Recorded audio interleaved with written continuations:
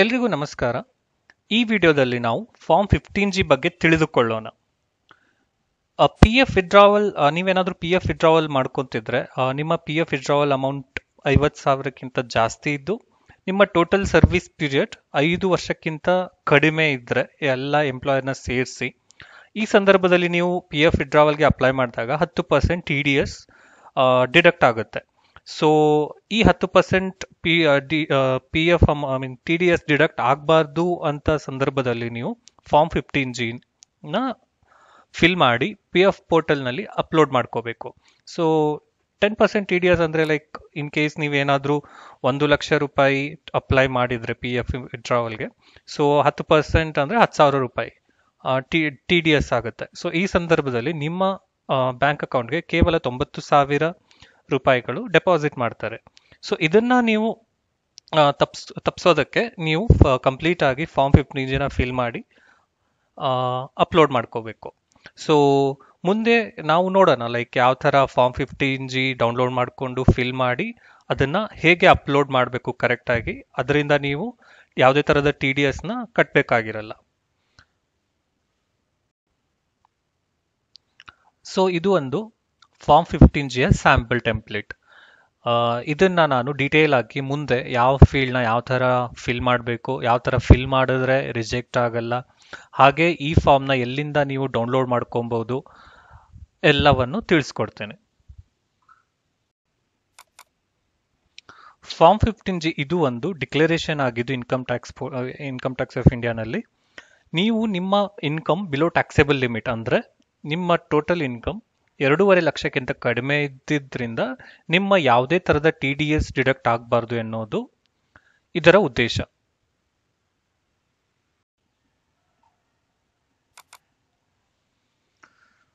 So ಇದು ನಾನು fill ಮಾಡಿರೋ ಫಾರ್ಮ್ 15G. ಸೊ ಇಲ್ಲಿ ನೀವು ನೋಡ್ಬೋದು ನೇಮ್ ಆಫ್ ದಿ ಅಸೆಸಿ ಅಂದರೆ ನಿಮ್ಮ ಕಂಪ್ಲೀಟ್ ಹೆಸರನ್ನ ಇಲ್ಲಿ ಫಿಲ್ ಮಾಡ್ಕೋಬೇಕು. ಪ್ಯಾನ್ ಆಫ್ ದಿ ಅಸೆಸಿ ಅಂದರೆ ನಿಮ್ಮ ಪ್ಯಾನ್ ನಂಬರ್ 10 ಡಿಜಿಟ್ ಪ್ಯಾನ್ ನಂಬರ್ನ ಇಲ್ಲಿ ಫಿಲ್ ಮಾಡ್ಕೊಳ್ಳಿ.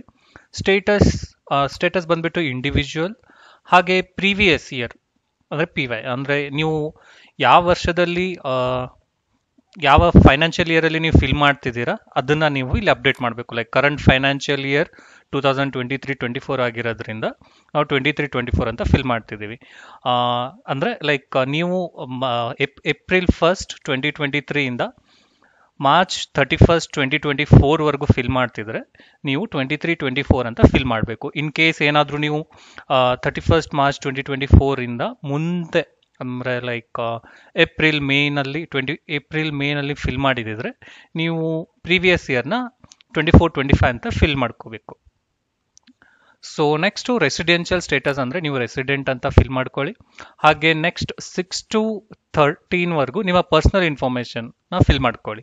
Like flat, door, block number, ಹಾಗೆ name of the premises, road, street, lane, ಹಾಗೆ ಏರಿಯಾ ಲೊಕ್ಯಾಲಿಟಿ ಯಾವುದು, ಟೌನ್, ಸಿಟಿ, ಡಿಸ್ಟ್ರಿಕ್ಟ್ ಯಾವುದಿದೆ, ಸೊ ನೀವು ಯಾವ ಸ್ಟೇಟಲ್ಲಿ ಇರ್ತೀರಾ ಅದರ ಪಿನ್ ಕೋಡು, ಇಮೇಲ್ ID.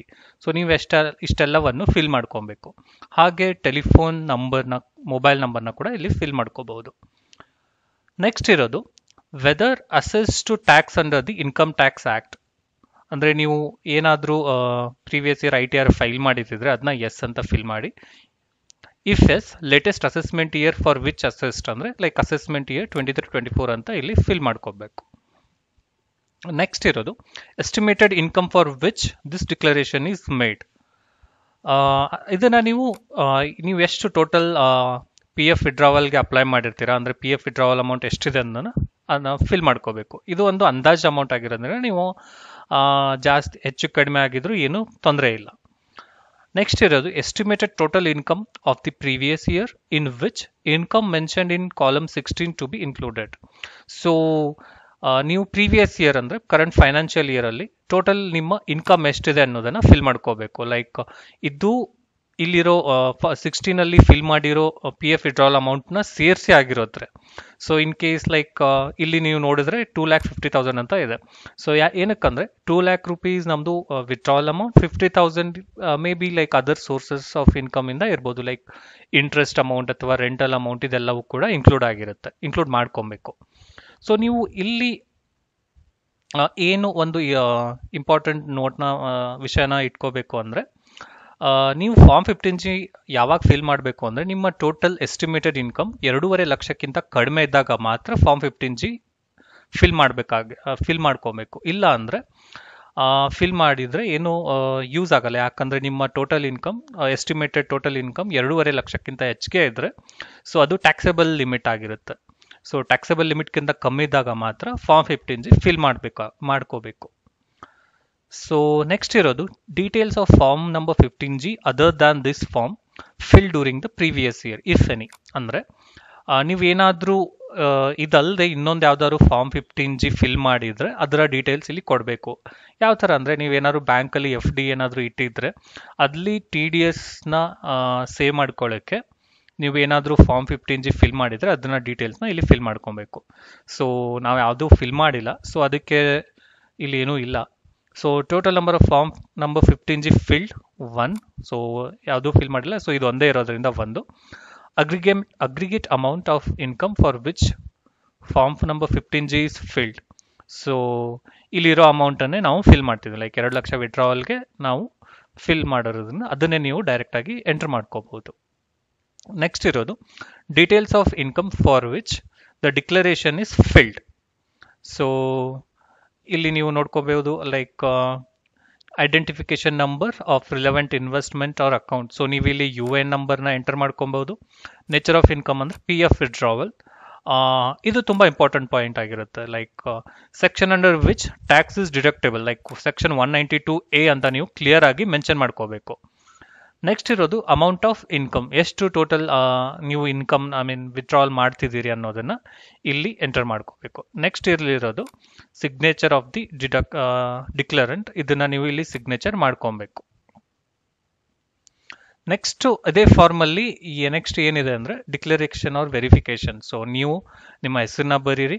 ಅದೇ ಥರ for the previous year ending on ಅಂತ ಇರೋದ್ರಲ್ಲಿ 31st March 2024 ಅಂತ ಫಿಲ್ ಮಾಡಿ. ಆಮೇಲೆ relevant to the assessment year 24-25. Next ಇರೋದಲ್ಲಿ again previous year ending on 31st March 2024, assessment year 24-25. So ಇದನ್ನ ನೀವು ಕರೆಕ್ಟಾಗಿ ಫಿಲ್ ಮಾಡ್ಕೊಳ್ಳಿ. ಸೊ ಇನ್ ಕೇಸ್ ಈ ವ್ಯಾಲ್ಯೂಸ್ನ ನೀವು ಯಾವಾಗ ಫಿಲ್ ಮಾಡಬೇಕು ಅಂದರೆ, ನೀವು ಈ ಫಾರ್ಮ್ನ April 1st, 2023 to 31st March 2024 ಈ ಟೈಮ್ ಫ್ರೇಮಲ್ಲಿ ಫಿಲ್ ಮಾಡ್ತಿದ್ರೆ ಈ ವ್ಯಾಲ್ಯೂಸ್ನ ಅಂದರೆ ಲೈಕ್ 31st March 2024, 2024-25ನ ಫಿಲ್ ಮಾಡಿ. ಇನ್ ಕೇಸ್ ನೀವೇನಾದರೂ April 1st, 2024 ಇಂದ ಮುಂದೆ ಫಿಲ್ ಮಾಡೋರಿದ್ರೆ ನೀವು ಇಲ್ಲಿ ಪ್ರೀವಿಯಸ್ ಇಯರ್ ಎಂಡಿಂಗ್ ಆನ್ ಅಲ್ಲಿ 31st March 2025 ಹಾಗೆ ಅಸೆಸ್ಮೆಂಟ್ ಇಯರ್ 25-26 ಅಂತ ಫಿಲ್ ಮಾಡ್ಕೊಬೇಕು. ಸೊ ನೆಕ್ಸ್ಟ್ ಇರೋದು ಪ್ಲೇಸ್ ಡೇಟ್. ನೀವು ಪ್ಲೇಸು ಡೇಟ್ನ ಎಂಟರ್ ಮಾಡಿ. ಸಿಗ್ನೇಚರ್ ಆಫ್ ದ ಡಿಕ್ಲರೆಂಟ್ ಅಗೇನ್ ನೀವು ಸಿಗ್ನೇಚರ್ ಇಲ್ಲಿ ಮಾಡ್ಕೋಬೇಕು. ಸೊ ಇದೆಲ್ಲವನ್ನು ಇನ್ನೊಂದ್ಸರಿ ಚೆಕ್ ಮಾಡಿಕೊಂಡು ಇದನ್ನ ನಾವು PF ಪೋರ್ಟಲ್ನಲ್ಲಿ ಎಲ್ಲಿ ಅಪ್ಲೋಡ್ ಮಾಡೋದಂತ ತೋರಿಸ್ತೇನೆ. ಫಾರ್ಮ್ 15G ಎಲ್ಲವನ್ನು ಫಿಲ್ ಮಾಡಿದ್ಮೇಲೆ ಎಲ್ಲಿ ಅಪ್ಲೋಡ್ ಮಾಡಬೇಕು ಅನ್ನೋದನ್ನ ನೋಡೋದಕ್ಕಿಂತ ಮುಂಚೆ ನೀವು ನೋಡ್ಕೋಬಹುದು, ಲೈಕ್ ನಾನು ಆಗಲೇ ಟೆಂಪ್ಲೇಟ್ ತೋರಿಸಿದ್ದೆ, ಲೈಕ್ ಇದೇ ಟೆಂಪ್ಲೇಟು. ಇಲ್ಲಿ ಟೋಟಲ್ ಇರೋದು 3 ಪೇಜ್.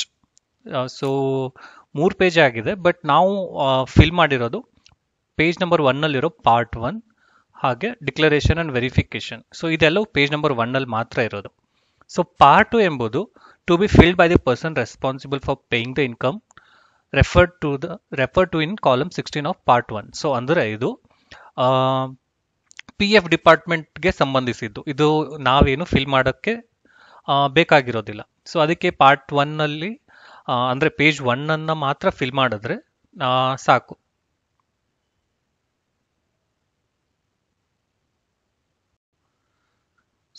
ಸೊ ನೀವು ಕಂಪ್ಲೀಟ್ ಆಗಿ ಫಾರ್ಮ್ 15Gನ ಫಿಲ್ ಮಾಡಿದ್ಮೇಲೆ ಎಲ್ಲಿ ಅಪ್ಲೋಡ್ ಮಾಡಬೇಕಪ್ಪ ಅಂತಂದರೆ, ಸೊ ನಾನು ಆಲ್ರೆಡಿ ಒಂದು PF ಹೇಗೆ ಅಪ್ಲೈ ಮಾಡೋದು ಅಂತ ವಿಡಿಯೋ ಮಾಡಿದ್ದೆ. ಆ ವಿಡಿಯೋದಲ್ಲಿನ ಒಂದು ಸೆಕ್ಷನಲ್ಲಿ ಫಾರ್ಮ್ 15Gನ ಅಪ್ಲೋಡ್ ಮಾಡ್ಕೋಬೇಕು. ಅದನ್ನು ನಾನು ತೋರಿಸ್ತೀನಿ ಈಗ.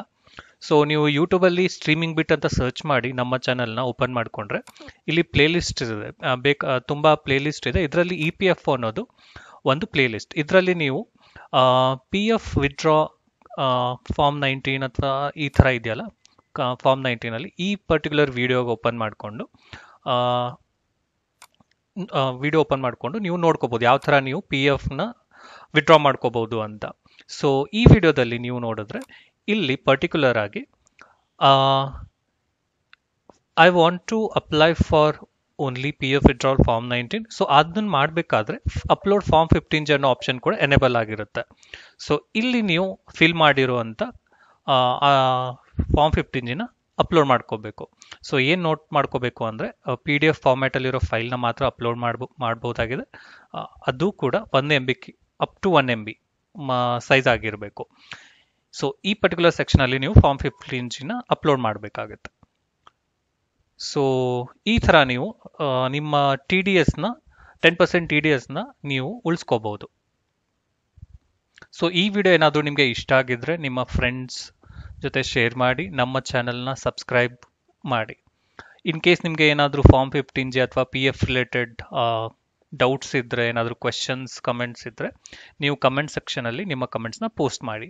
ನಾವು ಸಾಧ್ಯವಾದಷ್ಟು ಅದನ್ನು ಉತ್ತರಿಸೋದಕ್ಕೆ ಟ್ರೈ ಮಾಡ್ತೀವಿ. ಧನ್ಯವಾದಗಳು.